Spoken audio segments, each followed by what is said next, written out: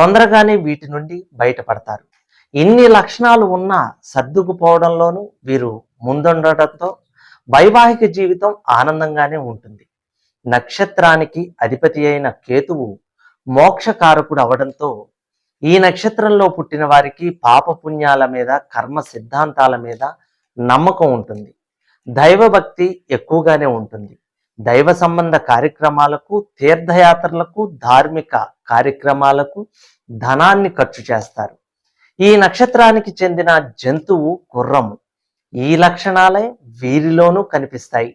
ఆశలకు, ఉత్సాహానికి, చురుకుదనానికి, వేగానికి, సృజనాత్మక శక్తికి ప్రతీకగా వీరిలోనూ ఇవే లక్షణాలు ప్రతిబింబిస్తూ క్రీడల్లో నేర్పును కలిగి ఉంటారు. ప్రయాణాలంటే ఇష్టం ఉంటుంది. వాతావరణంలో ఇంటికి దూరంగా విహారయాత్రల్లో కాలం గడపడానికి ఎక్కువ ఇష్టపడతారు. సాధారణంగా గుర్రపు స్వారీ చేసేటప్పుడు పక్క చూపులు చూడకుండా కళ్ళెం వేస్తారు. అదేవిధంగా